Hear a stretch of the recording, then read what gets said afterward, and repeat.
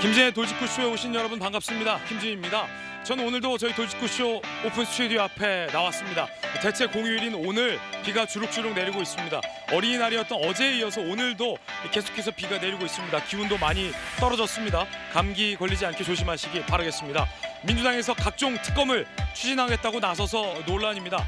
최상병 특검에 이어 디올백 특검, 그리고 조국혁신당에서 말하고 있는 한동훈 특검, 거기에다가 양평고속도로 특검에 검찰 술잔치 특검까지 추진하겠다고 나섰습니다. 추진하겠다는 특검만 해도 벌써 대여섯 개인데 이거 다 할 수 있는 건지 잠시 후에 이야기 나눠보겠습니다. 전 비가 오나 눈이 오나 매일 아침 이곳에서 여러분을 기다리겠습니다. 김진의 돌직구쇼 지금 라이브로 시작합니다. 잠깐만요.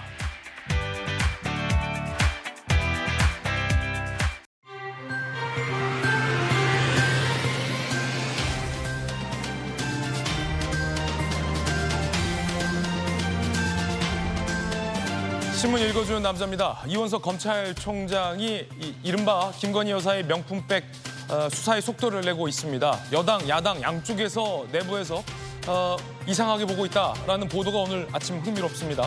여당에서는 라는 기류, 야당에서는 응? 이런 기류인데 어떤 속내인지 잠시 후에 이야기 나눠보겠습니다. 오늘 조간신문 4가지 키워드 준비되어 있습니다. 함께 보시죠. 먼저 첫 번째 키워드부터 공개하겠습니다. 첫 번째 키워드는 이겁니다. 3파전. 한국일보가 오늘 4면에 쓰고 있는 기사인데 어떤 3파전일까? 함께 보시죠. 이철규 빠져도 찐윤 혹은 친윤, 여당 원내대표 관료 출신 3파전이라고 하지만 한국일보 기사 안에도 분명히 이철규라는 강력한 친윤이 이른바 전면에서 후퇴한 느낌이다 라는 얘기는 분석되고 있습니다. 당 내에서도 이른바 주류로 불렸던 권성동 의원 등등 이 친윤의 목소리들이 전면에서 사라졌다, 이런 관측이 많습니다. 일찍이 당대표는 나경원, 원내대표는 이철규 아니냐, 나이 연대설까지 돌았습니다. 당사자들 강하게 부인하던 터에 이철규 의원이 결국 원내대표 등록을 하지 않았습니다. 이어서 다음 키워드입니다. 두 번째 키워드는 이겁니다. 위기. 동아일보가 오늘 일면에 썼습니다. 어떤 위기일까요? 방패장 AI 반도체 법안 21대 국회 줄 폐기 위기. 동아일보 진단은 야당이 줄 특검법을 강행해서 여야 간의 합의가 보이콧됐다라고 진단하고 있습니다. 29일 임기 끝나는데도 이런 법안들이 정쟁에 밀려서 방치돼 있다는 동아일보의 지적이었습니다. 이어서 다음 키워드입니다. 세 번째 키워드 보겠습니다. 세 번째 키워드. 25평. 요즘은 평이라는 말 잘 안 쓰죠. 그런데 사람들 사이에서는 평방미터보다는 평이 훨씬 더 입에 익습니다. 25평. 집 크기, 아파트 크기 같은데 어떤 기사일까요? 조선일보 기사입니다.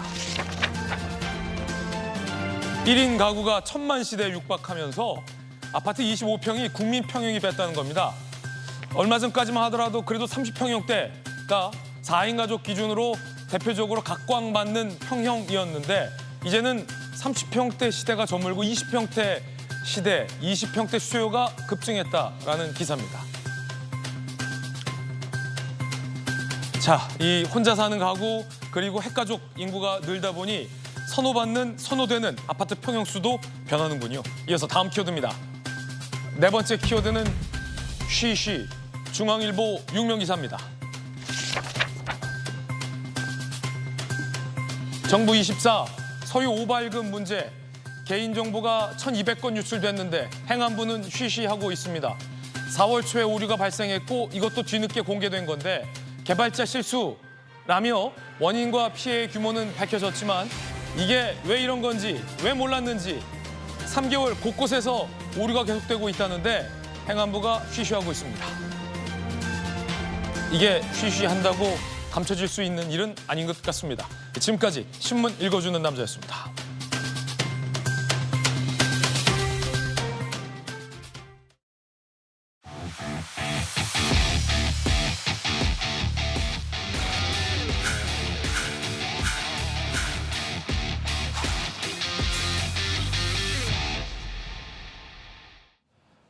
비 내리는 휴일 아침 함께 하신 분들 소개해드리겠습니다.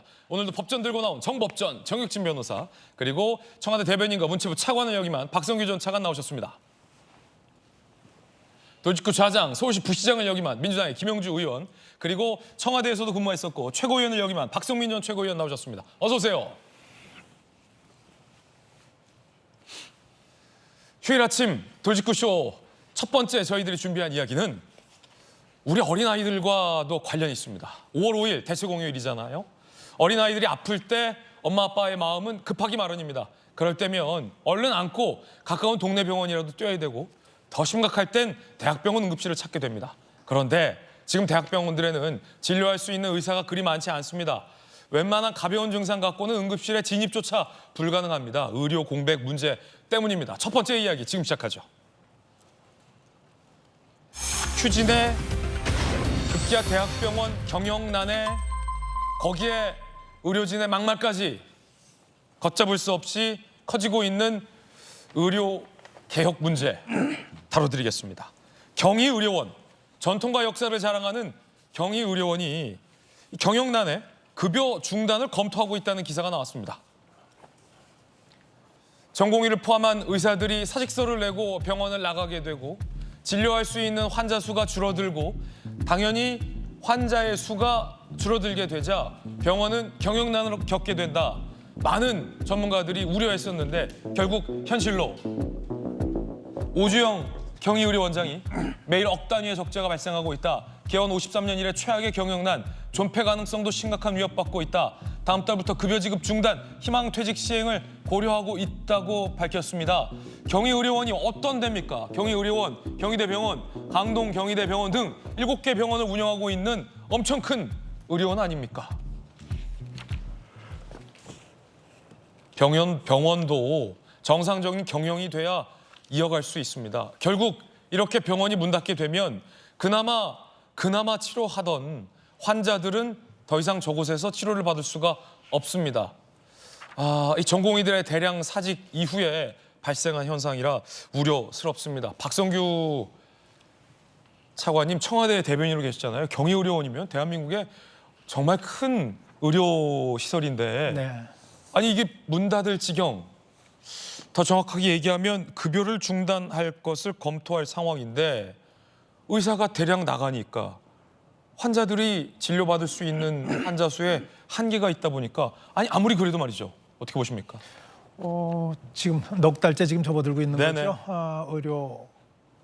의대 증원을 둘러싼 이런 파행 상태가 우리 일반인들까지 잘 알고 있는 얘기가 하나 있어요. 뭐냐면 대한민국에서 대형 병원들은 망할 이유가 없는 기관들이다. 왜냐하면은 대형 병원들을 신뢰하고 있는 그 환자들의 가족들이 일만 생기면 병원을 찾아가기 때문에 특별하게 뭐 광고를 하지 않더라도 특별하게 홍보를 하지 않더라도 밀려드는 환자들만 가지고도 그분들을 치료하는데 벅찰 정도로 어려웠던 것이 지금까지 우리 대형 병원들이 가지고 있는 상황이었거든요. 그런데 경희의료원은 뭐 실력도 있고 역사도 있고 서울에서 굉장히 뭐 서울대병원, 세브란스병원 못지않은 그런 그 신뢰를 받던 큰 병원이죠. 그런데 53년 문년 이후에 최악의 경영난이라는 거잖아요. 그것이 전부라고 얘기할 수는 없겠지만 누가 뭐라고 하더라도 이번 의료 파업 사태가 빚어낸 현상이라고 하는 것 누구도 부인할 수 없는 것이고요. 그런데 문제는 경희의료원만 그런 게 아니더라고요. 제가 오늘 신문을 보니까 서울대병원도 서울 아산병원도 세브란스병원도 지금 비상경영체제로 운영 중이라는 거예요. 뭐냐면은 환자들이 들어오지 않으니까. 근데 병원의 고정 경비는 계속 나가야 하니까.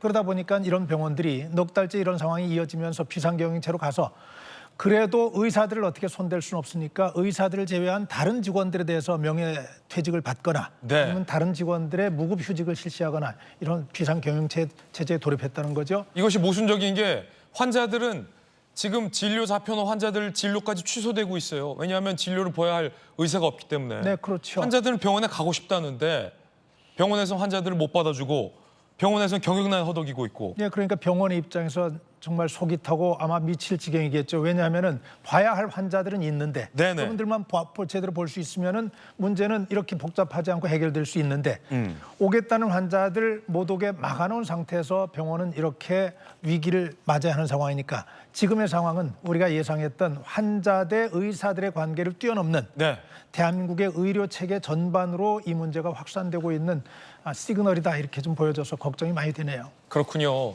몇 번 저희 돌직구쇼에서도 언급해드렸습니다만 의협 지도부의 강경한 입장, 전공의 지도부의 강경한 입장과 또 별개로 아직도 병원 현장에서 환자의 곁을 떠날 수 없다며 환자들을 지키고 있는 의료진들이 상당히 많습니다. 그 의료진들은 병원 현장을 떠난 동료들의 목까지 더욱더 열심히 환자를 돌보고 있는 셈인데요. 의료계 지도부에서 일주일 휴진도 할 수 있다라는 얘기도 나오고 있습니다. 병원이 문 닫을 지경인데 환자들이 진료를 못 보고 있는데 일주일 휴진이요. 함께 보시죠. 의대 증원 과학적 근거 등을 고려해 집행정지 여부 결정하겠다. 법원에서 정부에게 입장을 요구했고요. 전국 의과대 교수협의회 측 역시 지도부입니다. 정부 법원 결정 무시하고 아무 자료도 제출하지 않은 채 의대 모집 인원 제출 현황 공개했다며 교수들을 일주일 휴진도 검토하겠다라고 그제 입장을 냈습니다. 또 더 강경책을 쓰고 있는 겁니다. 그 사이에 환자들은 발만 동동 구르고 있습니다. 제때 병원을 찾지 못해서 돌아가셨다라는 소식도 심심치 않게 들려오고 있습니다. 특히나 대학병원의 투석, 치료가 필요한 소아 환자와 소아 환자의 부모님들은 애타게 속이 타고 있습니다. 걱정입니다. 그 가운데 홍준표 시장이 이 의협 지도부와 대학 교수, 의대 교수 지도부에게 쓴소리를 했습니다. 함께 보시죠.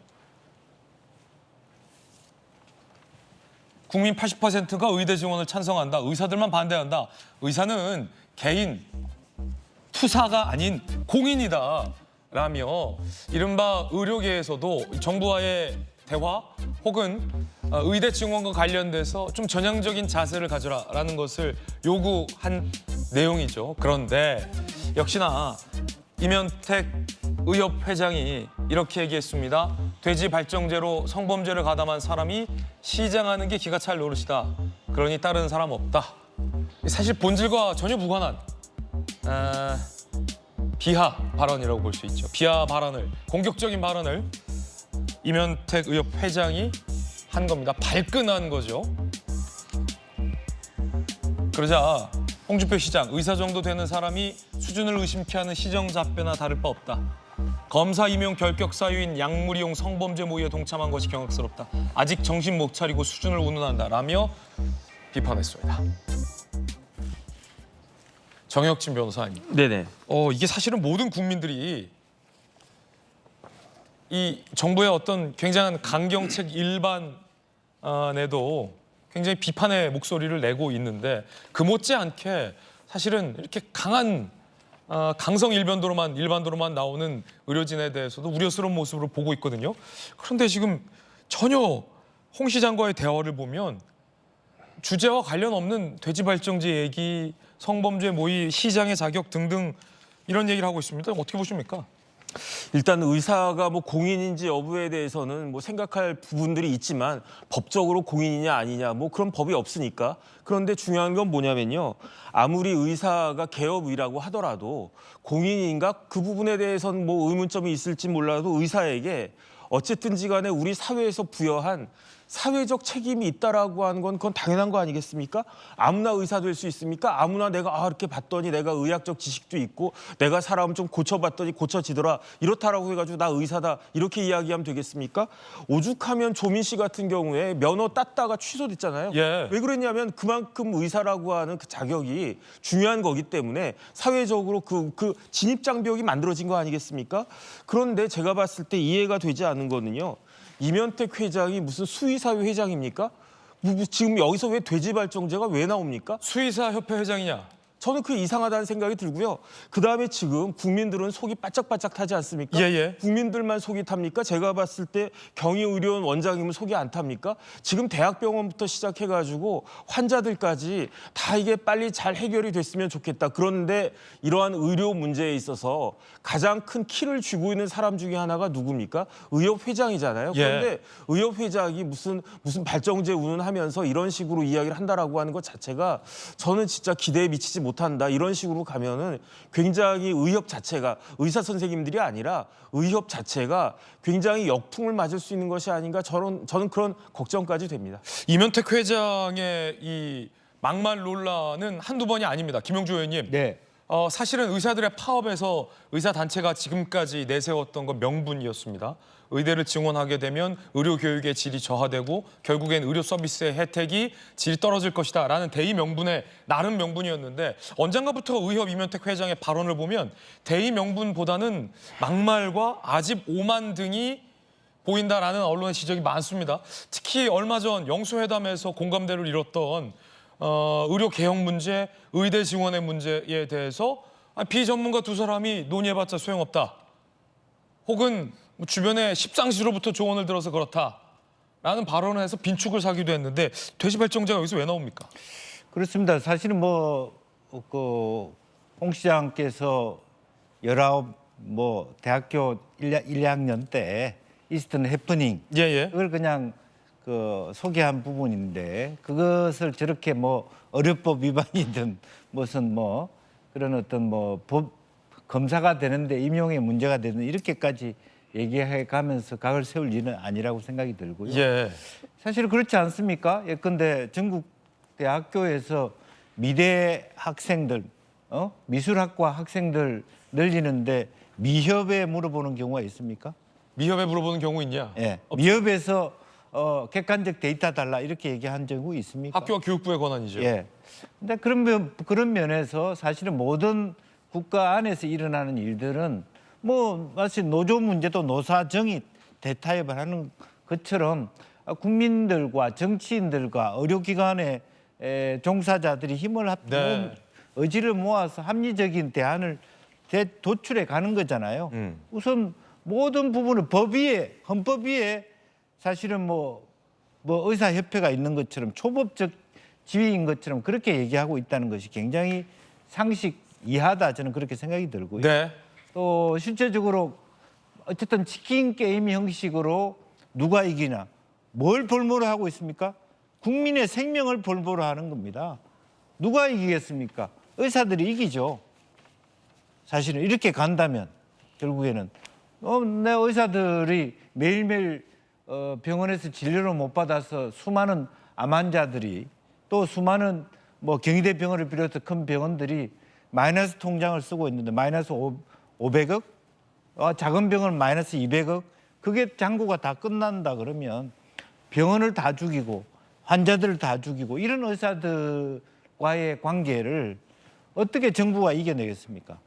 그리고 정치인들조차도 당신들 전문성이 없으니 그렇게 얘기해버리면 의사협회만 남아있는 것이죠. 이제 사실은 그런 의미에서 실제로 의사협회도 그동안에 우리가 다 이겼다. 그러니 이번에도 이렇게 끝까지 버티면 정부가 우리한테 굴복할 것이다. 이렇게 얘기하는 것이 네. 과연 정도인가 이제 그런 생각이 들고요. 이제 그런 의미에서 이런 상황에서 정부의 태도에 대해서도 한 말씀 드릴 수밖에 없어요. 기존의 파트너에 대한 신뢰감을 상실했다면 아마 총리실에서 하든지 복지부를 뛰어넘는 혹은 대통령실에서 특단의 조치를 위한 새로운 파트너를 만들어서 대통령께서도 한 발 2주년 기자회견 때 하실지는 모르겠으나 원전 재검토를 하겠다. 어쩌면 새로 임명될 총리가 예. 이 문제의 어떤 파트너로 나서도 좋을 방법 같다. 이런 예를 얘기도 들면 있어요. 백지 들고 투항한들 국민들이 그걸 졌다고 얘기하겠습니까? 예. 사람을 살리는 일이기 때문에 그런 정도의 전환적인 태도도 나는 필요하다 생각이 듭니다. 네, 저희 채널A에서 이면택 의협 회장을 인터뷰했습니다. 홍 시장에게 의료개혁 문제를 이야기하는데 왜 그 약물 얘기를 꺼내느냐. 그 이유에 대해서 이면택 회장이 홍준표 시장은 의료 상황에 훈수질을 할 자격이 없다고 생각했기 때문이다. 라는 식으로 답변을 했습니다. 그런데 임 회장은 대통령과 야당 대표의 의료개혁에 대한 공감대에서도 저 사람들 자격 없다라고 했던 바 있었죠. 들어보시죠. 홍준표 시장이 대구 지역 4개 의과 대학병원에 아이들 생명과 직접 관련된 과인 소아청소년과 레지던트가 몇 명이나 되는지 알고는 있는지, 아이들 생명을 지키기 위한 대책은 세운 적이 있는지, 대책에 대해 한순간이라도 고민은 해봤는지 궁금합니다. 의료 상황이 이러니 저러니 훈수질할 자격이 없다라고 생각을 합니다. 일방적으로 의사들을 비난을 해가지고 의료 현장의 갈등 상황을 이용 이용해서 자신의 정치적인 이득만 챙기려고 하는 정말 나쁜 모습이죠. 수준이 맞지 않은 저열한 글에는 대응하지 않을 방침입니다. 박성민 최고. 이 대통령도 자격 없다 하고 의료 개혁을 얘기할 야당 대표도 자격이 없다고 하고 홍준표 시장도 자격이 없다고 하면은 누구만 자격이 있다는 걸까요? 오직 의사들만 이 논의에 참전할 수 있다 이런 뜻으로 읽혀서 굉장히 오만한 태도를 읽혀지는데요. 저분이 방금 말씀하신 것 중에 굉장히 공감하기 어려운 대목들이 많았다고 생각합니다. 일단 뭐 환자들의 생명, 환자들의 생명, 의사들의 책무 이런 것들을 강조를 하셨는데 굉장히 모순적인 모습을 보여주고 계시죠. 오히려 지금 의사들의 파업 때문에 환자들은 더욱더 불안해지고 있는 상황이고 국민들도 기댈 곳이 없는 상황입니다. 근데 이런 상황에서 뭔가 정치인들의 이야기를 단순한 훈수질로 치부한다? 전 이거야말로 굉장히 의사라는 집단을 오만하게 보일 수 있도록 스스로 자초하고 있는 것이다라는 생각이 들고 그렇게 환자들이 중요하고 방금 뭐 소아과 레지던트 이런 얘기 하셨잖아요. 그렇게 의료 문제가 중요하다고 한다면 지금 파업 왜 하십니까? 오히려 지금 파업하면서 환자들은 현장에서 고통받고 있고 국민들은 불안해지고 있고 정말 아이들도 치료받아야 되는데 막 뺑뺑이 돌다가 치료 못 받는 상황 생기고 이런 이야기들 기사로 또 접하지 않으십니까? 저는 이런 모습을 볼 때 굉장히 모순적이다, 굉장히 오만하다 이런 생각이 많이 들었고 예. 다만 좀 아쉬운 것은 이 정부의 대응인데요. 일단 의사들의 태도에 공감하실 수 있는 국민들은 많이 없으실 것 같아요. 그리고 지금 저렇게 나오셔서 인터뷰하시는 것도 굉장히 국민들께서는 많이 반대를 하실 것이라 생각을 하는데 문제는 지금 이 법원에서 이 사안을 가지고 다투고 있잖아요. 의대 증원 문제에 대해서 이거를 집행정지를 신청을 했고 의사들은. 근데 문제는 이 의료현안협의체라던가 주요하게 정부에서 의대 증원의 근거 자료로 제시해야 될 협의체들의 회의 자료가 지금 정부가 제대로 제출하지 못하고 있다는 게 문제입니다. 이러니까 의사들은 나서서 2,000명이라는 그 증원의 숫자가 과학적인 근거도 없고 정부가 제대로 준비하지 못했다라고 오히려 역공을 펼치고 있는 상황이에요. 그래서 저는 정부가 이 2,000명 증원을 할 때 정말 정교하게 전략을 가지고 접근했느냐. 그렇다면 왜 회의체에 제대로 된 회의 자료조차 남아있지 않은 것이냐. 이런 부분을 지적하지 않을 수가 없습니다. 네, 그 가운데 이런 의사 선생님도 상당히 많습니다. 의협 지도부와 전공의 지도부들 사이에서는 강경한 목소리만 나오고 있는데 서울대병원 중환자의학과 교수인 안윤혜 교수는 이 와중에도 병상을 지키고 있습니다. 중환자실 근무는 특권이라고도 말합니다. 안윤혜 선생님, 서울대병원 중환자의학과 교수입니다. 중환자실에서 근무하는 건 의사로서 특권이다. 삶과 죽음의 경계에 있는 환자와 보호자에게 도움을 줄 기회는 아무나 받지 못한다라며 이 의사 파업 국면에서 홀로는 아니죠. 동료들과 함께 중환자실을 지키고 있습니다. 얼마나 든든하고 감사한 일입니까? 그런가 하면 이런 국면 속에서도 야간 소아응급실 교수님들이 당직을 자청하고 있는 병원도 있습니다. 이런 병원도 있습니다. 부산대 어린이병원이 당직 의사 부족으로 매주 월화 소아응급실에 야간 진료를 중단키로 결정했습니다. 그러자 소아청소년과 교수님 28명 중 5분이 당직을 자원했습니다. 멈춰서는 안 된다. 어린이병원의 응급실 아니냐. 야간에 큰일이라도 생기면 어떡하냐. 멈춰서는 안 된다. 라며 5분이 당직을 자원해서 정상 운영되고 있습니다. 부산대 어린이병원 야간 응급실을 지키고 계신 선생님들. 정재민 부산대 어린이병원 원장. 부울경에서 마지막으로 찾는 병원이 우리 병원이다. 응급실을 지켜야 한다는 의견이 많았다. 라며 이런 병원, 이런 선생님들도 있습니다.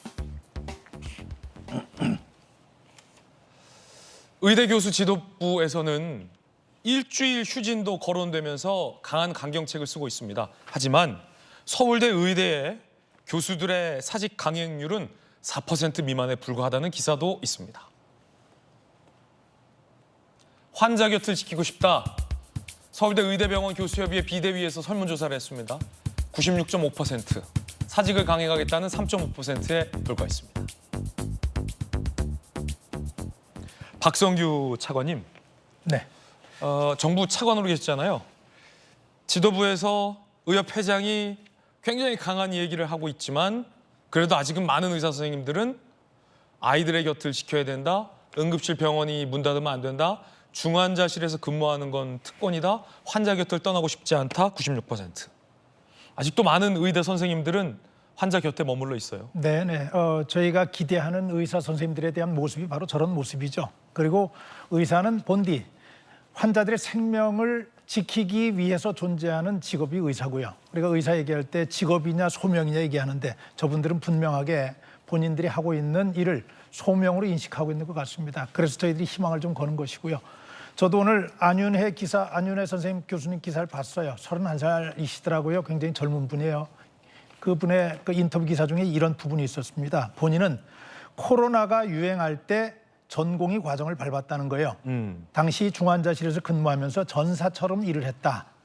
의사로서 보람도 컸고 이런 과를 선택할 수 있다는 데 대해서 감사함을 느꼈다. 이렇게 얘기를 하시더라고요. 아까 우리 봤지만은 지금처럼 삶과 죽음의 경계에 있는 환자에게 도움을 줄 기회를 갖는다는 것은 아무나 갖지 못하는 기회다라고 얘기하는 저런 분을 보면서 우리는 의사가 왜 의사인지 하는 생각을 합니다. 좀 전에 정혁진 변호사 의사가 공인인지 아닌지 좀 신랄하게 시니컬하게 말씀하셨지만 의사가 공인이죠. 당연히 공인이기 때문에 공인이 뭐죠? 공적인 역할을 하는 거거든요. 공적인 역할 중에서 국민의 생명을 지키고 안전을 지키는 것보다 더 중요한 공적인 역할이 어디 있겠어요. 예. 그런 면에서 조금 전에 얘기했던 안윤혜 교수나 또 부산대 어린이병원 의사 선생님들 또 어떤 경우에도 환자들의 곁을 지키겠다고 설문에 응해 주었던 서울대 병원의 의사 선생님들께 존경과 감사를 표합니다. 다시 한번 얘기하지 않을 수 없는 것은 이면택 회장에 대한 얘기는 지적하지 않을 수 없어요. 전체적으로 이분 얘기하는 걸 보면은 인식이 굉장히 좀 뒤틀려 있다는 생각을 하게 돼요. 정상적인 사고를 하는 분은 아니에요.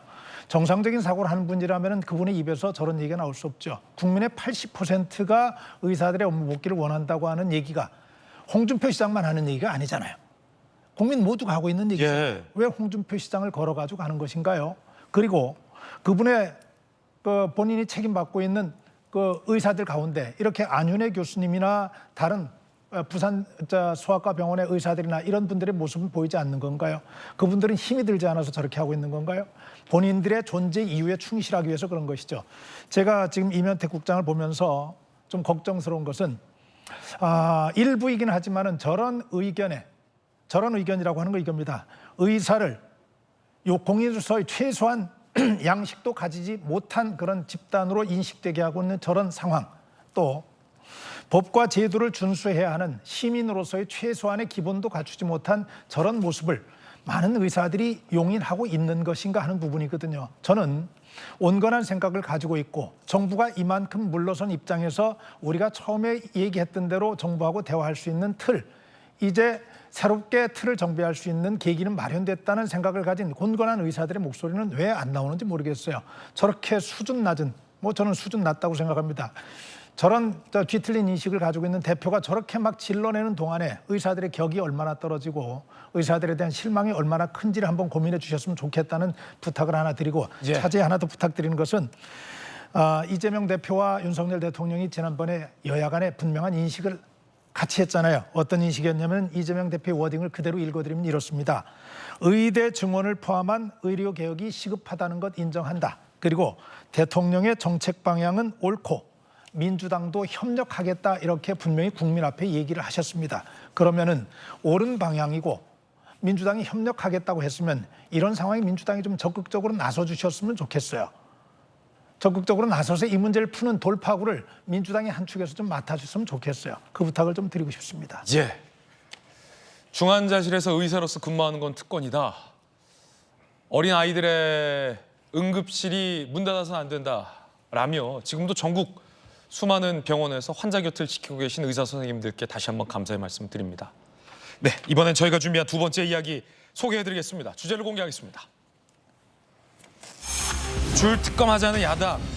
검찰은 이달 내 명품백 수사를 마무리하겠다라고 나섰습니다. 일단 명품백 수사를 검찰이 본격화했습니다.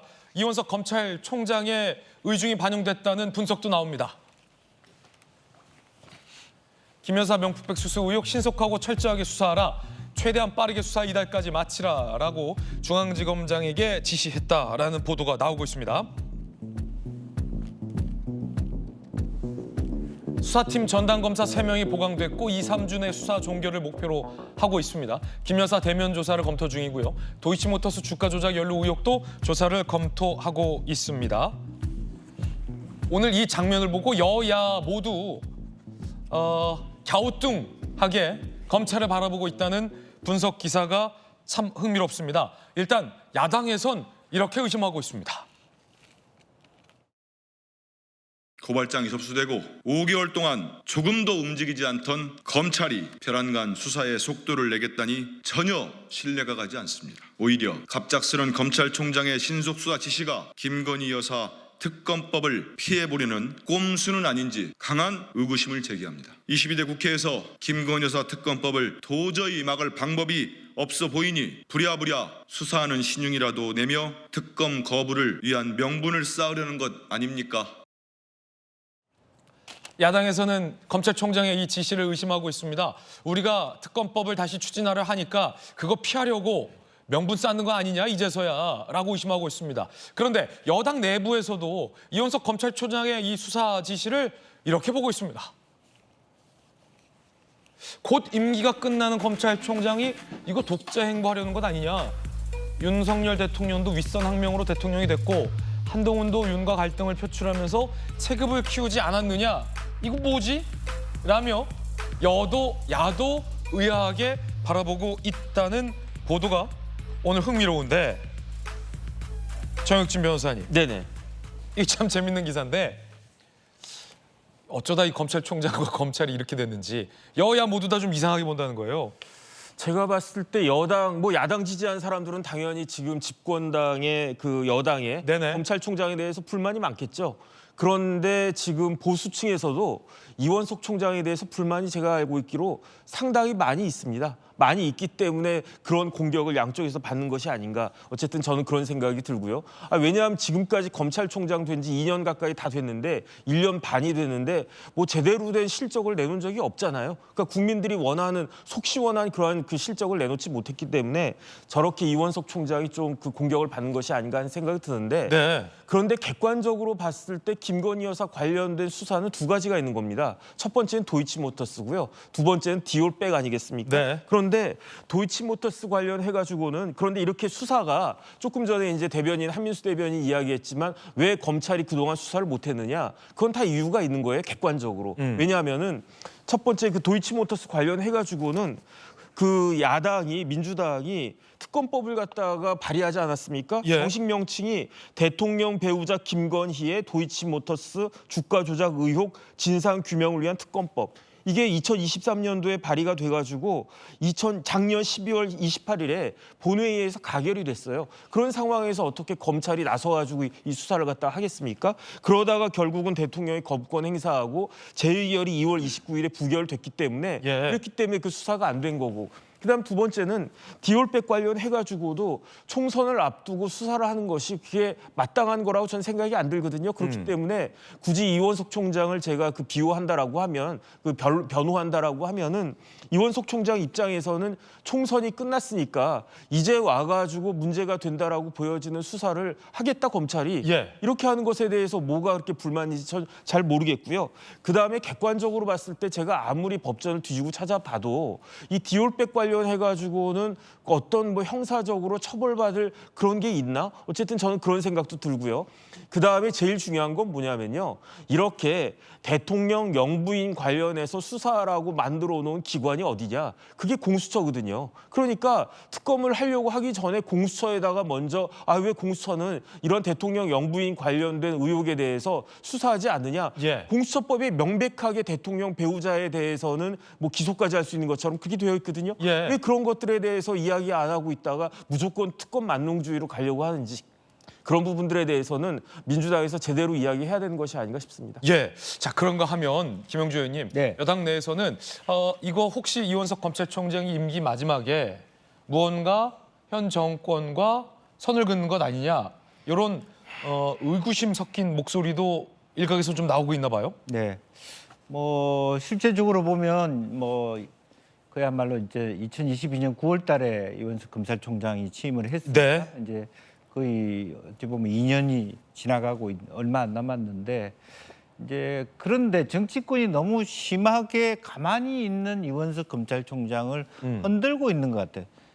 자기 충족적 예언을 격돌하고 있지 않느냐. 예. 사실은 자기 나름대로는 이런저런 수사를 하고 싶었으나 뭐 특검 법안이 들어오고 해서 할 수 없던 자기 답답함이 있는 건데 또 그런 부분에 대해서 지난번에 이화영 재판과 관련해서 검찰의 어떤 그 회유 압박 문제에 대해서 한 말씀 하셨고 이제 그런 부분이 있는데 또 여당은 여당대로 야당은 야당대로 아전인수격 해석을 하고 있는 것 같고 특히 여당 같은 경우는 매우 불안해하는 것 같습니다. 마지막에 결국에는 그 특검을 가지 않기 위해서 수사의 속도를 내고 뭐 영부인 관련 것 네. 모든 것에 대한 자기 욕심을 가지고 수사를 했을 때 굉장히 그게 대통령실까지 압박할 수 있다라는 부분인데 그건 그렇다 치고 민주당은 수사하겠다고 하는 뭐 늦었습니다만은 예. 검찰총장에 대해서 왜 수사하는지에 대한 의구심을 또 달고 있단 말이죠.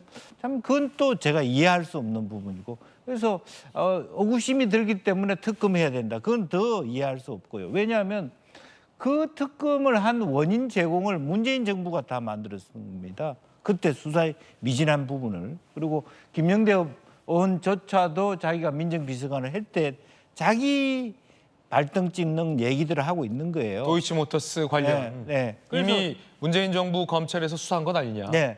그러니까 그 수사가 미진했다는 것은 언제 미진한 거냐면 사실 문정부 때 미진한 부분이거든요.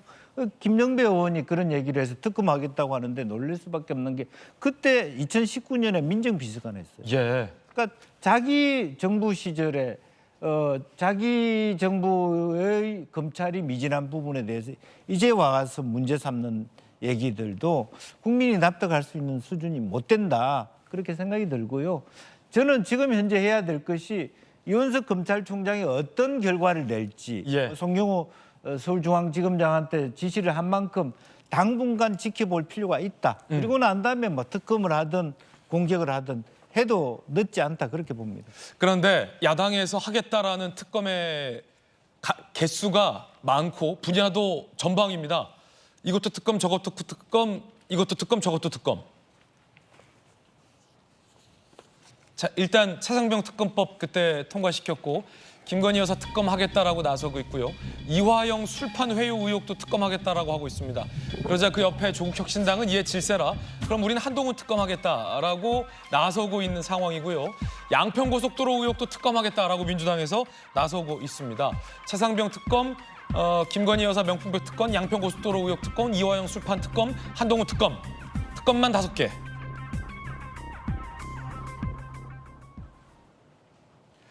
박성민 최고님, 이걸 특검을 5개를 다 할 수는 없고 너무 예산도 많이 들고 동시다발적으로 불가능할 것 같은데 5개 중에 진짜 꼭 해야 한다 민주당 입장에서 하나를 꼽자면 어떤 특검을 꼽으시겠습니까? 뭐 지금 상황에서는 최상병 특검. 차상병 특검. 2등은요?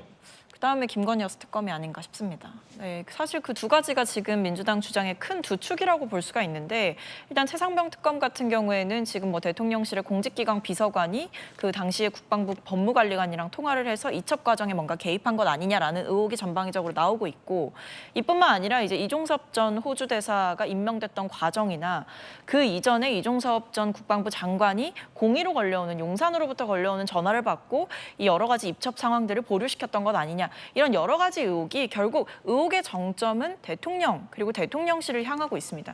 이런 상황에서 뭔가 검찰 차원에서 진상이 밝혀지기를 기다리는 것은 사실상 좀 불가해 보이고 공수처 역시도 수사권은 가지고 있지만 기소권은 굉장히 제한적으로 가지고 있는 한계가 있는 집단이다 보니까 수사 상태도 약간 미진하고 속도도 느리고 이런 여러 가지 현실적인 한계를 고려했을 때 반드시 특검을 통해서 이 사안의 진상을 밝혀야 된다라는 공감대가 제가 봤을 때는 연하에 안에 할 것 없이 저는 있다. 그래서 이번에 이탈표도 만약에 다시 한번 표결을 하게 되면 저는 꽤나 많을 것이다 이런 생각이 들었거든요.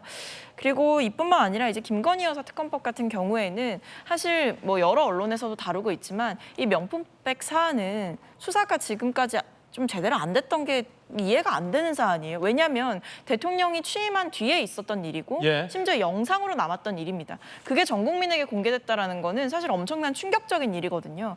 처벌할 조항이 없고 현직 대통령을 처벌할 수 없기 때문에 수사를 하지 않는다? 그건 말도 안 되는 일이고 오히려 법이 그리고 검찰이 권력 앞에서 어떻게 움직이느냐 이것을 국민들이 예의주시하고 있는 상황이기 때문에 여기에 대해서 이원석 검찰총장이 사실은 제가 봤을 땐 명분 쌓기용 뭔가 수사를 지시했지만 어쨌든 지금 당시 명품백을 건넸던 목사에 대해서는 스토킹 혐의로 수사가 들어가고 있단 말이에요. 예. 그러다 보니까 김건희 여사에 대해서 수사를 안 할 수가 없는 상황이죠. 저는 이런 부분에서도 국민들께서 다 판단하고 계시다 생각합니다. 앞서 말씀드렸습니다만 민주당에서는 이것도 특검하겠다라고 나섰습니다.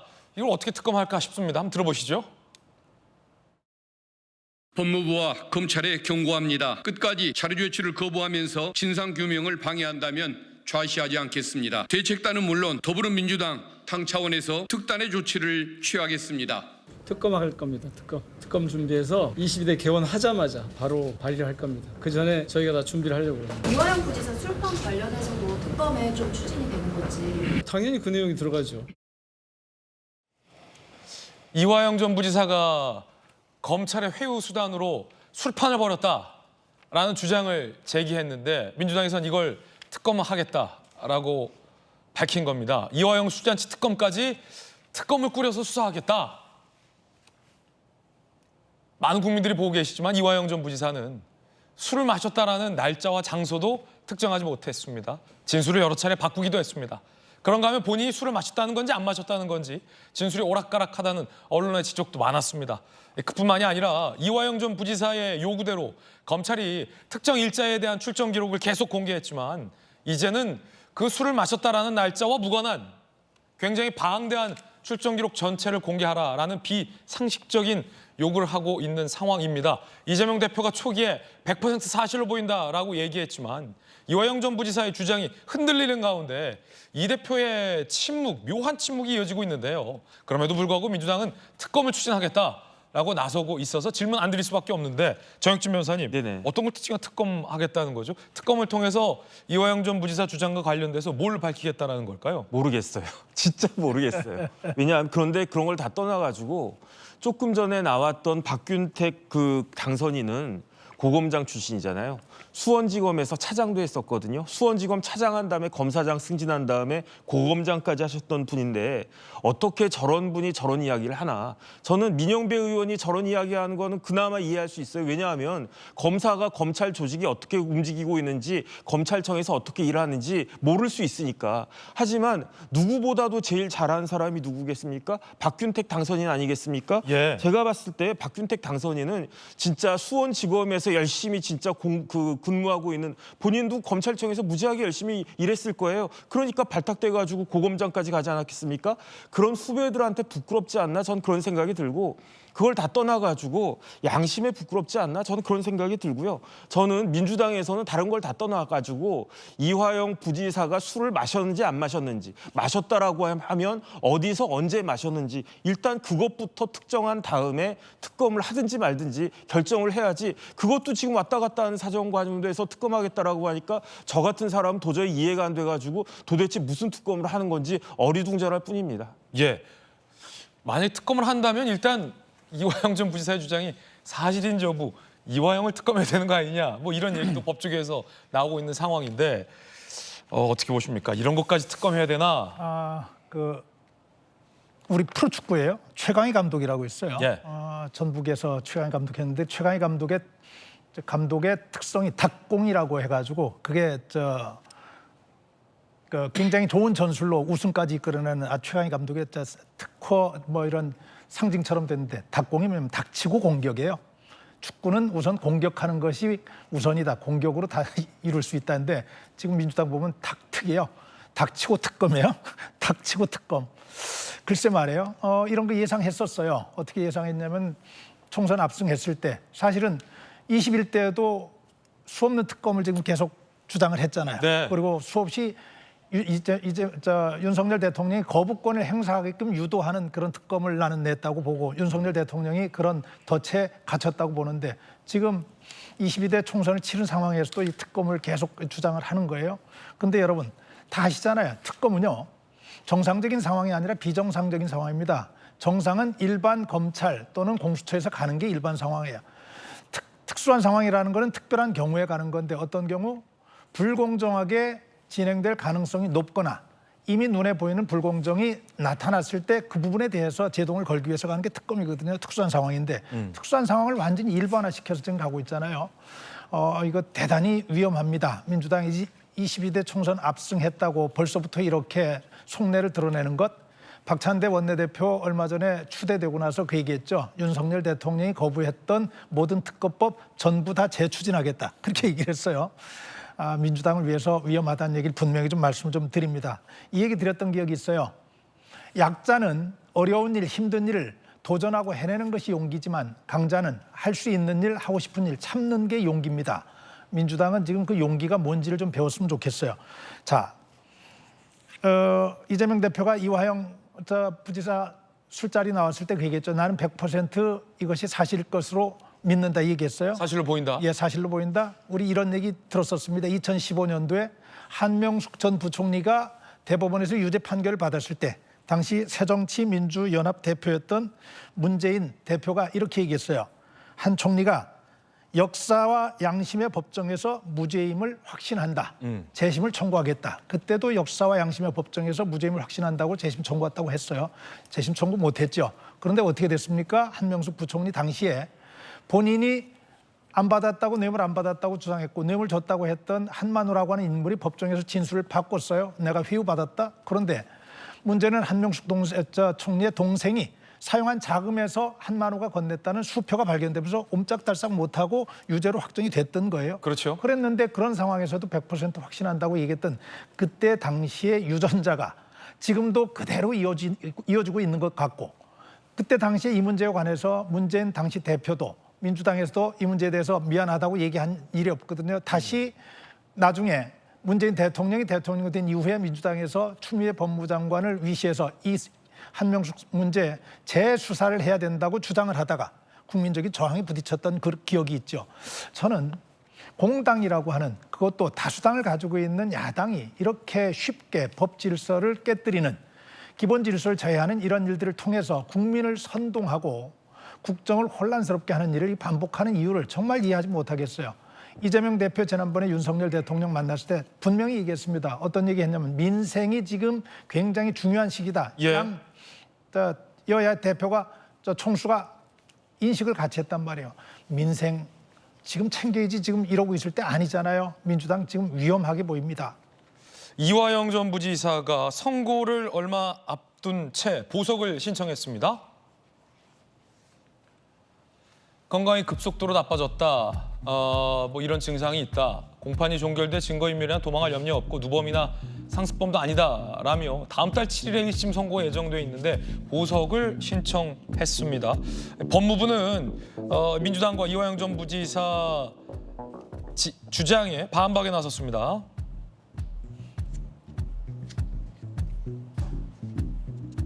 자, 먼저 경향신문 칼럼 중에 구속 피의자를 호송해온 교도관들이 하는 일이라곤 검사실에 당사자를 넘겨주는 것뿐 검찰청에서 술판을 벌이듯 가혹행위든 고문을 하든 교도관이 알 방법은 전혀 없다. 검찰은 낯빛 하나 바꾸지 않고 거짓말 중이다라고 인권연대 사무국장이 경향신문에 칼럼을 썼는데요. 이에 법무부가 반박했습니다. 피의자가 검사실로 이동한 이후에도 교도관이 철저하게 계호한다. 조사 중 담배, 술 등 제공 일절 없다. 해당 칼럼 내용 사실이 아니다.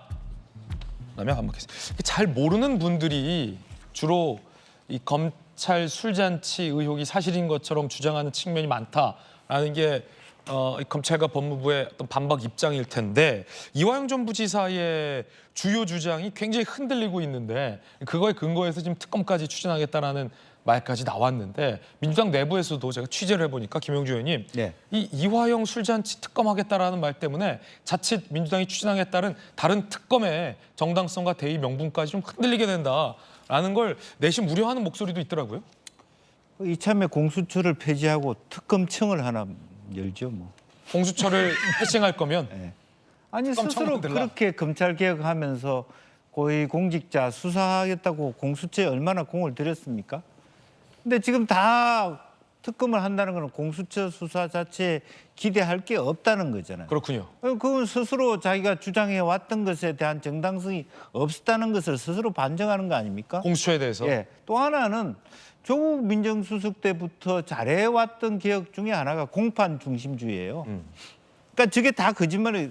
정치 검찰은 있을 수 있지만 정치 검찰의 해유와 압박에 만들어진 진술이 공판 중심주의에 가면 아무런 쓸모가 없다는 것이 다 알고 있는 사실입니다. 예. 정치 검찰이라는 게 있을 수 없다라고 하는 검찰도 알잖아요. 그렇게 해유 협박해봤자 실제 재판부 앞에서 나 해유 협박 받았는데요. 그럼 증거 능력이 없는 것이 현재의 현실입니다. 진짜 회유가 있었다면. 예, 그런 건 인정받을 수 없잖아요. 공판 중심주의가 뭡니까? 검찰의 조서라고 하는 것도 아무 의미가 없어지는 네. 거예요. 공판에 가서 뒤집어질 수 있다는 거.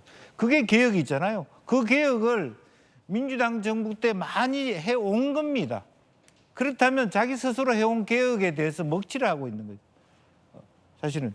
또 더군다나 예컨대 오창익 인권연대 사무국장이나 이분들이 하신 말씀은 여러 다양한 범죄 조직 중에서 일탈행위가 있을 수 있어요. 그러나 이재명 대표와 이하영 전 부지사와 관련된 이 사건에 대해서 어떻게 검찰과 교도관들이 저런 일들을 수수방관하겠습니까? 저는 말이 안 된다고 생각이 들고요. 또 하나 자기 개인과 연관되어 있는 어떤 사적인 관계를 저렇게 공적 영역으로 갖고 와서 특검하면 돈 안 듭니까? 나라의 돈을 엄청나게 붓고 있는 거예요. 그런 식으로 한다 그러면. 만약 특검 하나 하는데 한 50억씩 들걸요? 뭐 제가 잘 모릅니다만 특검 10개를 하면 500억 이런 걸 다른 사무실에 또 특별검사 사실 민주당이 뭐 수익 사업 합니까? 잘 안 나가는 그 변호사들 특검시키는 저는 이것이 국민을 호도하고 정말 민생에 절박한 이 시점에서 민주당이 할 수 있는 일은 아니다. 저는 그렇게 생각이 듭니다. 예. 자, 이번엔 저희가 준비한 다음 이야기입니다. 이재명 대표와 한동훈 전 위원장 이 두 사람의 이야기 나눠보겠습니다. 먼저 이야기 나눌 부분은 이재명 대표를 연임하는 게 어떤가라고 이 대표가 직접 이야기를 꺼냈다라는 겁니다. 홍익표 원내대표의 이야기 들어보시죠. 이재명 대표가 어떻게 하는 게 좋겠어요? 저한테 한번 그러시길래 연임하시는 게 낫지 않겠습니까? 라고 아주 진지하게 얘기한 건 아닌데 좀 가볍지만 아주 그렇다고 뭐 농담은 아니었고요. 다른 후임 당대표가 와도 잘 되면 그 사람 덕이지만 잘못되면 다 이재명 전 대표 탓이라고 하지 않을까요? 최대 주주죠. 주식회사를 비교하면. 최대 주주가 뒤에서 자기 마음대로 배우회사다가 실패했다. 이게 다 이재명 탓이다. 그랬더니 그거는 약간 그렇듯하네요. 이렇게 반응을 하시더라고요. 직접 연임론을 물었다라는 건데 A중진 의원 최근 이 대표와 대화했는데 직접 내가 이기는 게 맞겠다라는 점을 강조했다. 이 대표 체제로 총선 승리 국민이 재심명한 것이다. 지선 공천까지 책임져야 된다. 홍익표 원내대표 이야기 들어보니까 이 대표가 직접 연임론을 물어봤다라는 겁니다.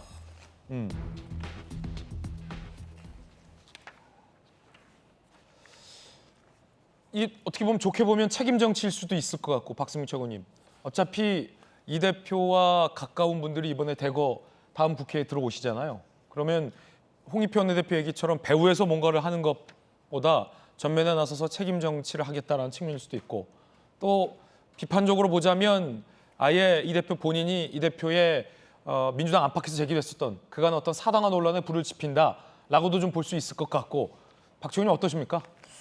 그러니까 이게 지금의 정치 지형상 사실은 당연히 나올 수밖에 없는 얘기인 것 같아요. 왜냐하면 냉정하게 봤을 때 태양이 두 개일 수는 없는 거죠. 그러니까 새롭게 당대표가 선출된다 해도 사실상 지난번 대선 주자였던 이재명 대표만큼의 정치적인 당내 영향력을 가질 수가 없다고 한다면 뭐 이재명 대 반 이재명 세력처럼 구분될 위험도 있는 것이고 그렇다고 선출된 당대표가 뭔가 이 전 대표가 되겠죠. 그때 당시에는 이재명 전 대표의 말에 뭔가 뒤에서 이렇게 조종당하는 느낌을 주는 것도 옳지 않을 것이고 그러니까 그 상황에서 오히려 신임 당대표만 약간 굉장히 애매해지는 상황이 될 수가 있는 거거든요. 그러다 보니까 어차피 이 이재명 대표가 뭐 정말 외국으로 나가서 잠깐 정치적인 존재감을 지울 수가 없는 상황이라고 한다면 다음 대선까지 바라보신다고 한다면 결국에는 당내에 남아서 당대표로서의 지위를 가져가면서 뭐 조국 혁신당과의 관계 설정도 있는 것이고 여러 가지 예민한 정치적 상황 속에서 책임을 지고 정치를 해라.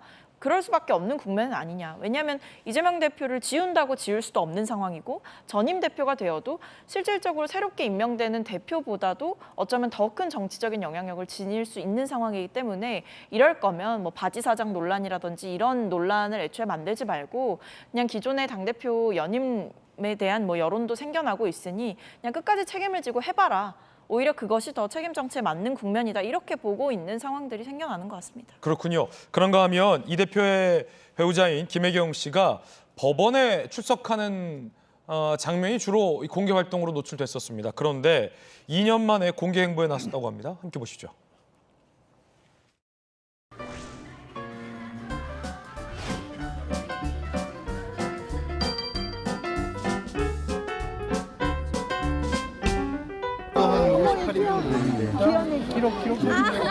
나도 찍을래요, 애기랑.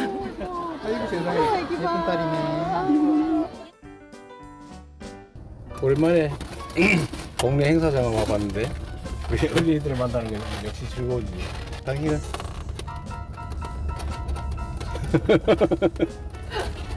우리 부부가 행사장에 나와본 건 3년은 안 되고 2년? 2년 반. 2년 반.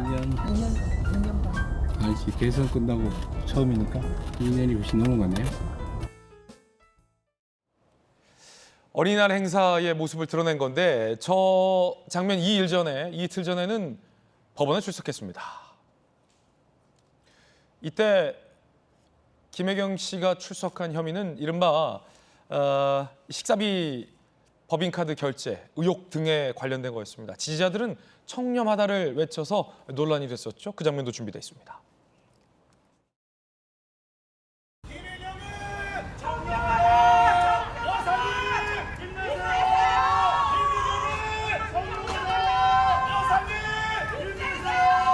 반대 신문 좀 어떤 내용 위주로 확인할 계획이신지. 오늘도 피고인 퇴정 요청 있을 것 같은데 대응 계획 있으실까요? 아니요, 그대로 칸막이 하잖아요. 그러자 이 대조적인 두 장면을 보고 오늘 한 조간신문이 이렇게 사설을 썼는데 법카 의혹의 면죄부라도 받았다는 듯 행동하는 것인가 라는 사설입니다. 조선일보, 공개 행사자에게 이 대표 부부 법카 면죄부 받았다는 건가? 총선 민심이 면죄부를 줬다고 해석하면 착각. 만약 김건희 여사 공개 행보를 했다면 가만히 있지 않았을 것. 자신들은 수사가 끝나지도 않았는데 면죄부를 받은 양 행동한다. 숱하게 보여온 전형적인 내로남불이다. 정혁진 변호사님 어떻게 보십니까? 글쎄요, 제 기억에 대선 과정에서 그 김혜경 씨가 활동을 굉장히 왕성하게 했었던 것으로 기억을 해요. 왜냐하면 그 김혜경 씨한테 뭐가 있었습니까? 배우자실이 있었잖아요. 그 배우자실의 실장이 누구였습니까? 그 국회의원인데 그것도 3번이나 구청장을 역임한 아주 그 무게 있는 그 국회의원이 배우자실에 실장하지 않았습니까? 부실장도 한 명이 아니고 여러 명 있었다. 예. 그 이야기는 뭐냐면은 김혜경 씨가 그 초기에는 굉장히 활동을 적극적으로 하려고 했었던 것이다. 그다음 적극적으로 했었던 것 같아요. 왜 이렇게 배우자실까지 두면서 열심히 했었을까? 그거는 상대적으로 당시 윤석열 후보의 부인이었던 김건희 여사에 비해서 김혜경 씨가 훨씬 더 그 우위에 있다, 상대적으로 우위에 있다 이렇게 판단하는 거 아니었겠습니까? 그러다가 조금 전에 보시다시피 김혜경 씨가 그냥 자취를 싹 감춰버린 게 벌써 2년 반 정도 됐단 말이에요. 왜 2년 반이 됐냐? 그 사이에 뭐가 그 딱 드러나냐면은 법인카드를 마음대로 쓴 게 드러난 거잖아요. 그렇기 때문에 지금 재판받고 있고 그 재판부에서 8월 중으로 제 기억에는 8월 중으로 판결을 하겠다라고 재판 빨리빨리 진행하겠다고 그랬거든요. 아, 그래요? 그런데 지금 뭐 8월이면 얼마 남지도 않았는데 벌써부터 이렇게 한 달하고 하는 거는 좀 그 활동을 하려고 하는 거는 조금 뭐 그런 여러 가지 것들을 생각할 수밖에 없는 그런 상황이 아닌가 그런 생각이 들고요.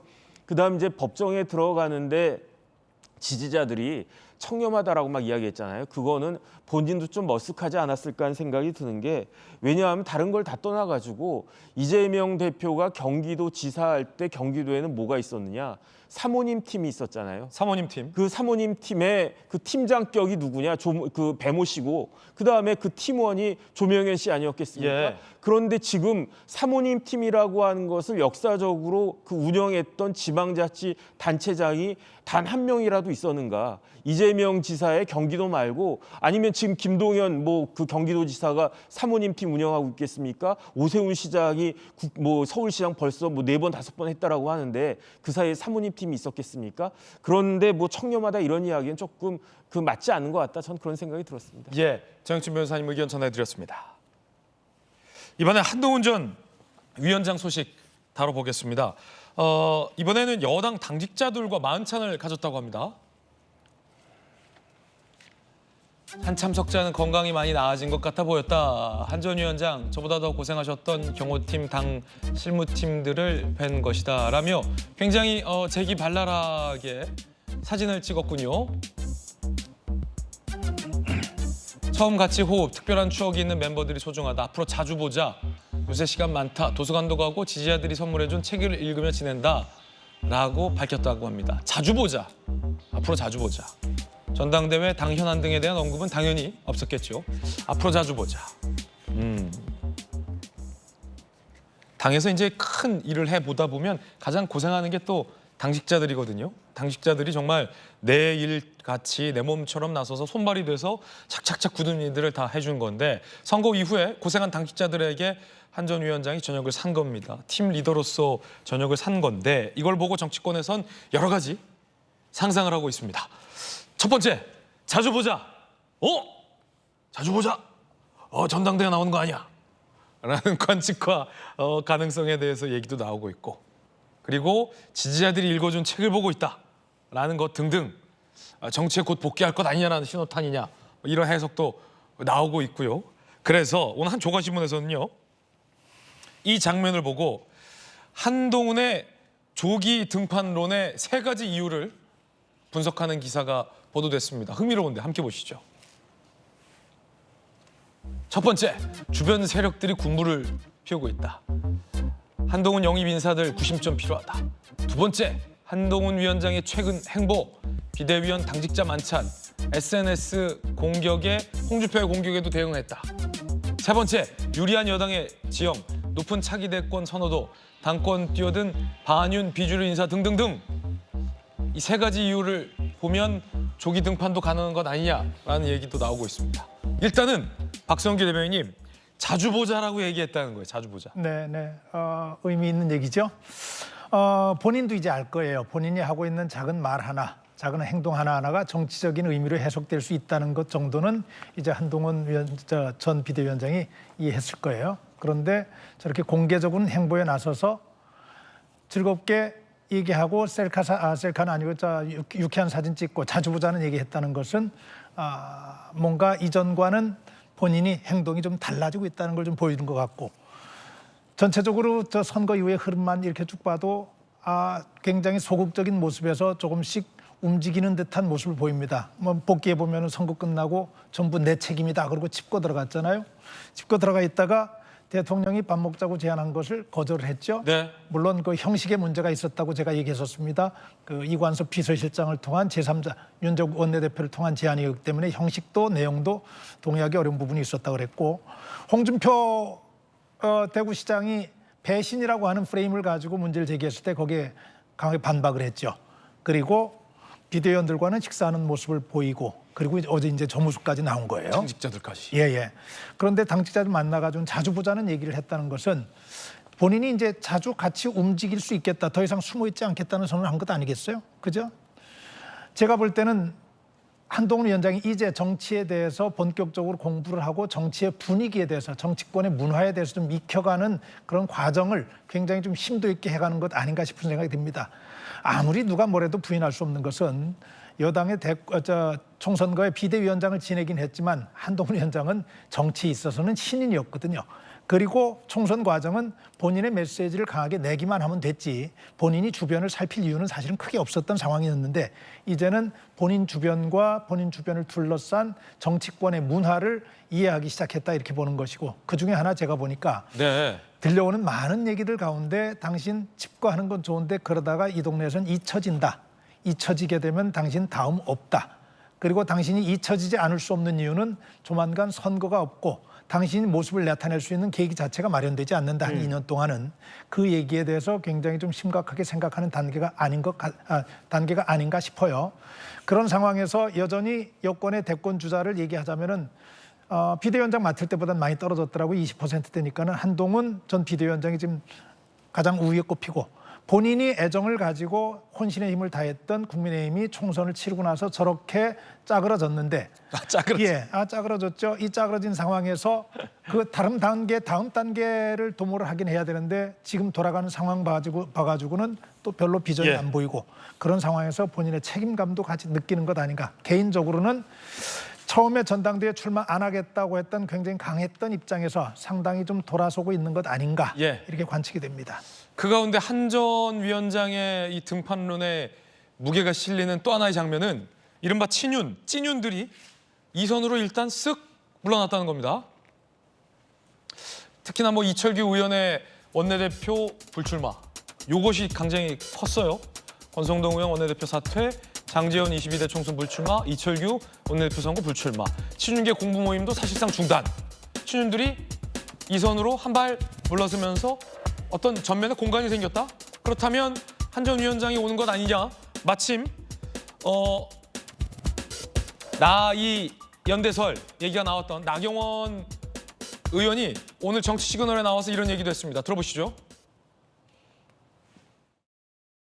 이재명 대표의 민주당은 한마디로 이재명 대표의 일당 체제로 확실하게 이번 선거를 통해서도 굳어졌다. 여의도 안에서는 저희가 적어도 야당 아닌가 이런 생각이 들어요. 저렇게 강하게 입법 독주를 하겠다는 그 민주당에 대응하려면 저는 강인함과 유연함을 동시에 가져야 된다. 협상과 투쟁의 투트랙, 유연함과 강인함의 투트랙. 그래서 굉장히 어려운 원내대표라고 생각을 하고요. 그런 것을 두루 갖춘 그런 원내대표가 좀 당선되었으면 하는 그런 마음입니다. 돌아가는 판을 보니 일단 진짜 찐윤들은 한 발짝 뒤로 다 물러섰어요. 한 전 위원장의 등판 3가지 이유에 대해서 앞서 중앙일보 관측 기사도 받고 자주 보재잖아요. 어떻게 보세요, 김봉주 의원님? 이번에 나옵니까? 거기에다가 3개 플러스 1이 있어요. 플러스 1, 3+1. 황우엽 비대위원장의 최근 행보. 사실은 단순히 처음에 황우엽 비대위원장은 관리형 비대위원장으로서 무난할 것이다 했는데 갑자기 마이크를 잡더니 혁신형으로 가자. 그리고 길게 가면 뭐 두세 달이 아니라 6개월까지 비대위를 끌고 갈 수 있다. 그건 무슨 뜻입니까? 사실은 7월, 8월에 전당대회를 했을 경우에 좀 한 비대위원장이 나오기에는 좀 빠듯하다. 조금 민망하다. 그리고 이철규 의원이 작전을 잘못 짰잖아요. 사실은 다른 의원들이 나오고 난 다음에 슬며시 나왔으면 좀 덜했을 텐데 바로 내가 대통령의 복심이다 이렇게 나오니까 저항을 받잖아요. 누구 때문에 이번 선거가 이렇게 됐는데 이렇게 되면서 실제적으로 보면 이제 한동훈 비대위원장도 나오기가 좀 어려운 시점이었는데 예컨대 전당대회가 7, 8월이 아니라 9, 10월 논이 들어올 수 있는 여지가 생깁니다. 그러면 한 달 상간이지만 조금 더 전열을 정비하면서 자연스럽게 한동훈 비대위원장이 들어와도 될 수 있는 타임이 되는 거거든요. 엊그저께 저 모임을 한 사람들의 다 이구동성으로 하는 것이 건강이 거의 다 회복되어 있는 것처럼 보였다. 그리고 정치 이야기는 안 했지만 원래 본인이 갖고 있는 에너지를 느낄 수 있다 이런 거거든요. 의지가 있다는 겁니까? 그렇다면 지금 벌써 아직 5월인데 실제로 7, 8월도 충분히 시간이 되거니와 그때는 조금 개면적인 부분이 있는데 황우엽 비대위원장이 조금 더 혁신 얘기를 하면서 한두 달만 시간을 끌어준다면 뭐 충분히 나올 수 있는 계기가 되고 아까 우리 박승규 차관께서 말씀 주셨습니다마는 그런 명분들이 있는 거예요. 그러니까 잊혀지지 않을 권리 그리고 지금 현재도 뭐 압도적 지지를 받고 있는데 이 기조로 계속 이어갈 권리 그리고 또 현 정부의 대통령의 어떤 위기 관리가 잘 안 됐을 때 보완할 수 있는 보완제로서 역할이 충분히 있다 그렇게 보여집니다. 자, 이재명 대표 한동훈 전 위원장 이야기 짚어봤습니다. 이번엔 저희가 준비한 다음 순서입니다. 뜨거운 소식 3가지 엄선했습니다. 함께 보시죠. 오늘의 핫3. 첫 번째 핫3은요. 최근 인터넷 커뮤니티 등에서 논란이 됐었던 제주의 유명 삼겹살 집에서 비계덩어리 삼겹살이 나왔다. 15만 원치 비계 삼겹살 논란과 관련하여 자 이런 논란이 있었죠. 컴플레인했는데 오히려 고기가 많은 편이다 대답했다. 비계덩어리가 15만 원치 어이가 없다라는 A씨의 후기. 자 그러자 식당 주인 결국 사과했어요. 사건 당시 방문했던 A씨 일행에게 보상할 것이라는 사과문도 게재했습니다. 여기까지는 다 알려진 내용인데 자 이렇게 비계가 좀 많다라는 게 논란이 됐었죠. 자, 그런데 제주도지사가 최근 제주와 서귀포시에서 돼지고기 전문 식당 70여 곳에 대해서 현장 조사도 벌였다라고 합니다. 논란이 워낙 커지니까 현장 조사 벌인 건데 제주의 오영훈 제주지사가 여러 가지 얘기를 하던 도중에 식문화 차이가 있다 라고 밝힌 대목이 굉장히 뜨겁습니다. 식문화의 차이로도 이해해달라라고 밝힌 건데 그러자 누리꾼들 사이에서 제주도민들은 비계 먹냐 뭐 이런 빈축을 사기도 했다고 합니다. 식문화 차이 이게 뭘까요? 오영훈 제주지사 재발 방지 방안을 강구 중 여기까지 좋았는데 식문화 자체 차이도 가망이 돼야 한다라는 아리송한 얘기를 꺼내 들었습니다. 그러자 누리꾼들 제주는 비계만 먹는 게 문화냐 제주도민을 과식가로 만드나 괴식가로 만드나 말도 안 되는 소리다라는 댓글 등이 달리고 있습니다. 자 미식의 일가견이 있는 정법전 정익진 변호사님. 네네. 이 식문화 자체의 차이가 있다를 감안해 달라는데 이게 도대체 이 오영훈 지사가 무슨 얘기하는 거죠? 제가 사실 지난달에 제주도 갔다 왔거든요. 네네. 제주도 하면 먹거리가 많지 않습니까? 예. 뭐가 있냐면 일단 생선이 유명하잖아요. 그래서 제주도 하면 옥돔도 생각나고 저는 그때 가가지고 갈치조림 먹었는데 예. 그런데 또 제주도 하면 뭐가 유명합니까? 이른바 흑돼지. 흑돼지 유명하죠. 다른 종류의 돼지라고도 하는데 흑돼지 먹었거든요. 네. 근데 먹었는데 제가 제주도에 놀러 간 관광객이라서 그런지 비계가 별로 없던데요. 그러면 비계는 다 그 제주도 도민들이 자시고 저희 같은 사람한테는 살코기 준다 뭐 그런 이야기입니까? 저는 일단 잘못했으면 잘못했다라고 하고 예. 왜냐하면 저런 그 식당들을 그 단속하고 그다음에 건전하게 이제 관광객들한테 좋은 인상을 심어줘야 될 최종적인 책임이 누구한테 있습니까? 도지사한테 있는 거잖아요. 네. 지사님이 이렇게 서귀포도 시장이 그 도지사가 다 임명하는 거 아니겠습니까? 그러니까 저런 식으로 좀 잘못한 거 있으면 잘못했고 앞으로는 열심히 잘하겠다 이렇게 이야기하면 되는데 마치 제주도 사람들은 다 그냥 그 비계 먹으니까 그러니까 관광객들도 그냥 비계 먹어라 이런 그 뉘앙스가 들어있는 그다음에 이런 식으로 오해될 수 있는 그런 말씀하시는 거는 제가 봤을 때 적절한 것 같지는 않다는 생각이 듭니다. 그러자 오늘 매일신문에서 삼겹살 특검도 하자 이런 칼럼이 오늘 나왔거든요. 삼겹살 특검도 하자. 특검할 것은 아니지만 박성민 최고님, 이 오영훈 지사가 전반적인 내용은 발언의 취지는 재발 방지를 위한 대책을 마련하겠다라는 좋은 말씀들을 지사가 쭉 하던 중에 식문화 차이를 탁 언급해서 이게 지금 논란이 되고 있는 거거든요. 그러니까 아무래도 이제 앞에까지만 말씀하셨으면 좋았을 텐데. 1절만 했으면 됐는데. 네, 사실 제가 봤던 오영훈 지사의 입장도 뭐 여러 가지 현장 점검이라던가 재발 방지책을 적극적으로 마련하겠다라는 꽤나 강경한 입장이어서 사실은 이제 도지사로서 행사할 수 있는 행정적인 권한을 적극적으로 사용하겠다라는 거구나라고 이해를 했었는데 이 뒤에 식문화 자체에 대한 차이도 감안돼야 된다. 이거는 사실 소비자들 입장에서는 안 그래도 이 불난집에 기름 붓듯이 지금 굉장히 이 비계 삼겹살 때문에 너도 나도 소위 말해 삼겹살집에 대한 후기가 이어지면서 온라인상에서 공방이 뜨거운 상황이잖아요. 온라인에서 비계 삼겹살 미투라고 해요. 네, 근데 이게 이런 나도 상황인데, 당했다. 네, 이런 상황이고 사실은 불만이 확산되고 있는 상황인데 식문화 차이를 언급한다는 건 마치 가게에 면죄부를 주는 듯한 좀 인상을 줄 수가 있어요. 예. 그래서 그렇기 때문에 저 말은 좀 안 하셨으면 좋지 않았을까라는 아쉬움이 있습니다. 예, 뜨거운 소식 함께하고 있습니다. 제주 식당이 다 저런 건 아니다라는 말씀도 한마디 드려야 될 것 같아요. 두 번째 소식 만나보시죠. 전 세계 아미 팬들이 분노를 하고 있다고 하는데 무슨 연유인지 좀 짚어보겠습니다. 문체부에서 그제 BTS 음원 사직 의혹을 조사해라 라는 민원이 있었다고 해요. 그래서 문체부가 관련 내용을 조사에 착수했다라는 소식이 전해지자 전 세계 아미들이 한국은 BTS에게 사과하라 라며 들고 일어났다고 합니다. 당신 나라가 세계적으로 인기 있는 이유 90%는 BTS 덕분이다. 너희는 정말 배은망덕한 XX들이다. 한국은 2030년 월드 엑스포 참가 자격이 없다. 관련 게시글이 18만 건 육박한다라고 합니다.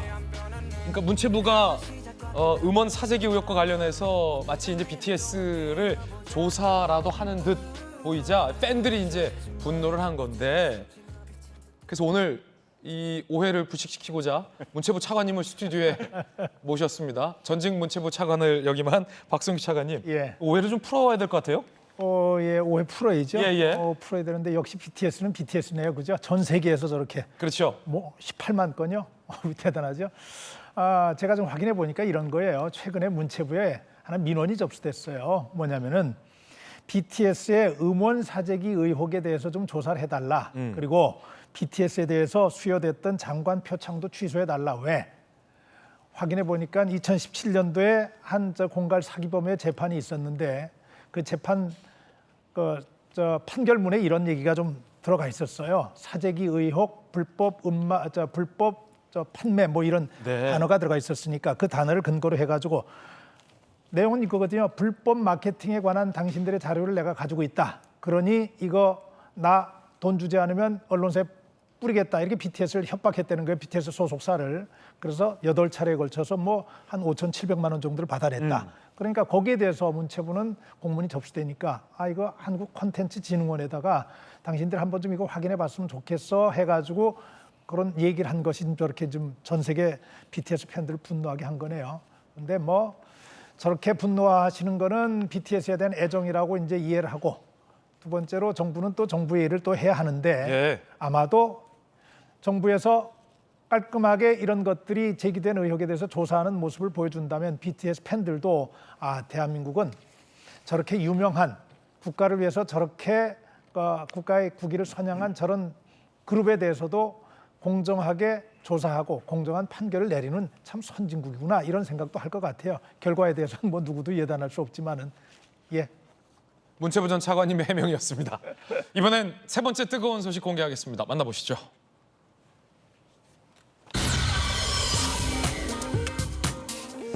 자, 트럼프와 바이든인데 미국의 대선 열기가 뜨겁습니다. 특히나 현직 대통령과 전직 대통령의 재대결이라는 점에서, 그리고 두 분의 지지율이 얼마 차이 안 난다는 점에서 결과를 예측할 수 없는 그런 상황인데, 트럼프 전 대통령의 러닝메이트가 회고록에 허위를 기재했다가 그 부분이 드러나서 논란이 미국에서 일고 있습니다.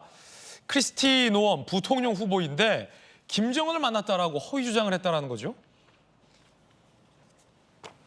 크리스티 노엄 부통령 후보이자 트럼프의 러닝메이트입니다. 회고록에 하원 군사위 위원 재임 때 북한의 독재자 김정은과 만났다.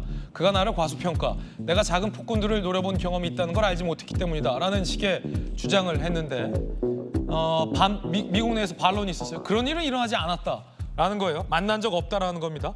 최근 인터뷰 내용 준비했는데 들어보시죠. So you did not meet with Kim Jong-un. That's what you're saying. No, I've met with many world leaders. Many world leaders. I've traveled around the world. I'm not going to talk about my specific meetings with world leaders. I'm just not going to do that. This anecdote shouldn't have been in the book, and as soon as it was brought to my attention, I made sure that that was adjusted. 얘기하는 거 보니까 안 만났네요. 미국에서도 거짓말했다라는 논란이 거센데, 뭐 김정은 만난 게 대수라고 회고록에 만나지도 않았는데 만났다라고 이렇게 썼을까요? 그러니까 이분이 2013년부터 2015년 사이에 하원 군사위원회에 계셨기 때문에 뭐 그런 얘기를 자기를 알리고 싶어서 그런 얘기를 썼을 텐데 실제적으로 2014년 무렵에 한중일을 방문한 적은 있었대요. 그러나 실제로 그 기간 동안에 미국 정부와 김정은 국방위원장 간의 실질적인 교섭이 없었습니다. 이제 그렇기 때문에 저것은 명백히 허위다 그렇게 됐고 본인도 그런 부분에 대해서 수정하겠다 그렇게 얘기를 했는데 왜 그런데 이제 자기 역할이 또 뭐 교회 이야기를 해요. 뭐 김정은에 대해서도 내가 뭐 그런 어떤 목회자 같은 이야기를 하면서 근데 더 아이러니한 것이 목회자 교회 이야기를 하면서 거짓말을 한다? 웃기잖아요. 여러모로. 예. 그래서 참 그런데 혹 트럼프가 되면 저분이 부통령이 되는 거잖아요. 뭐 지금 이제 노미네이트 경쟁 중인데 물론 그 마지막에 트럼프가 재가를 해야만 되겠죠. 아직까지는 갈 길이 멀다고 합니다만 어쨌든 뭐 트럼프 입장에서 뭐 그게 뭐가 대수냐 하고 같이 일을 하자 그러면 또 하게 되는 것이죠. 예. 왜 김정은을 만났다? 뭔가 좀 주목을 받고 관심을 받기 위해서 영향을 과시하기 위해서 그런 거 아니냐? 어쨌든 트럼프 대통령하고 김정은 위원장이 절친이라는 것에 나도 좀 끼고 싶다. 네. 그런 욕망이 있었던 거 아닌가 그렇게 생각이 듭니다. 그렇군요. 최근 트럼프 전 대통령이 만약에 또 다시 당선된다면 한국의 방위비 인상된 방위비를 요구할 것이다. 안 그러면 주한미군 철수할 수도 있다라는 얘기를 간접적으로 시사해서 국내에서 논란이 되기도 했었습니다. 이 주한미군이라는 한미 양국 간의 어떤 가치 동맹적인 측면을 그저 비즈니스로만 생각한다라는 것에 미국 내에서도 비판적인 여론이 많은 게 사실입니다만 김정은을 만났다. 부통령 후보로서의 어떤 거짓말 논란도 안쓰럽습니다. 그런데 미국 내에서는 트럼프가 이길 거다. 아니다. 바이든이 이길 거다. 예측이 엇갈리고 있습니다. 함께 보시죠. 일단 트럼프가 이길 것이다 라고 주장하는 쪽은 6개월 전 승자가 대통령이었다라며 지금 오차범위 1.5%포인트인데 트럼프가 이기고 있다라며 트럼프가 되지 않겠냐라고 주장하고 있습니다. 반면 아니다. 바이든이 재선에 성공할 것이다 라는 쪽은 이런 입장입니다.